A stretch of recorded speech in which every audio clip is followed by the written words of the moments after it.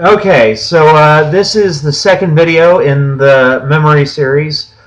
So you've studied the link, you got the concepts, and now I've got a med school special. We're going to teach you how to memorize those words that you can't visualize using the substitute word system. All right? Now, the substitute word system basically is this. This is how you memorize words that don't bring up an image to mind. Okay, now, if I was to say to you hypoglossal, you probably couldn't picture that in your mind. Or if I said trochlear, you probably wouldn't be able to think of something that probably wouldn't spring an image into your mind. But for this med school special, we're going to do remembering the layers of the scalp. Now, I'm assuming the examples in here are 100% correct, but I know they're not. But Super Memory, Super Student is a great book to pick up. It has tons of ways to remember stuff. Some of the examples are a little bit different. There's different, terminology between like the actual medical books and, what's in here.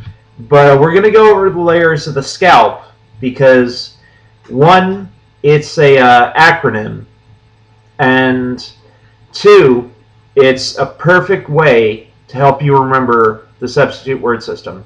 Now, what a substitute word is like, say you have a word like cutaneous. Now, cutaneous, that doesn't bring anything to mind. But if you can think of contains eyes, containing us, like contains eyes, will remind you of cutaneous. So the first layer of the scalp starts with S, is the skin.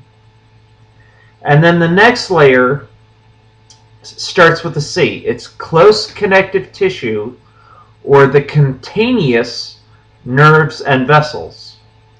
Okay, after that is aponeurosis, which is also known as the epicranial. Now, the way I remember aponeurosis is I think of an app, like an iPhone app, and neurosis, and I picture Woody Allen because he's got to be the most neurotic person I can think of. So I imagine Woody Allen as an app on my iPod. So, I think, okay, aponeurosis.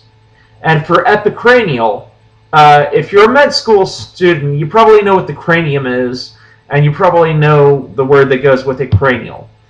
But what about epicranial? Well, that's pretty easy. When I think epicranial, I think of something epic, like maybe the Lord of the Rings is wrapping one of their rings around my head, around my cranium. So, like, it's epic cranial. Get it? And then next up is the loose connective tissue, and that's pretty easy.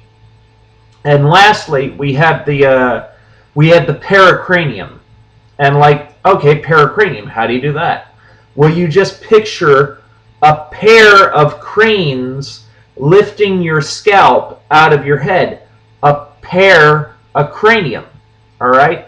So, and now, med school students, you have just learned the 5 layers of the scalp in less than 5 minutes.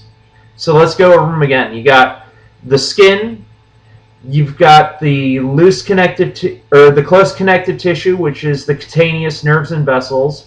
You've got the aponeurosis, also known as the epicranium.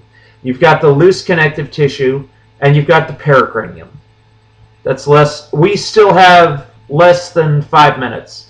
So if you want a good book, I would suggest picking up Super Memory, Super Student, and by Harry Lorraine. He gives you just tons and tons of memory tricks.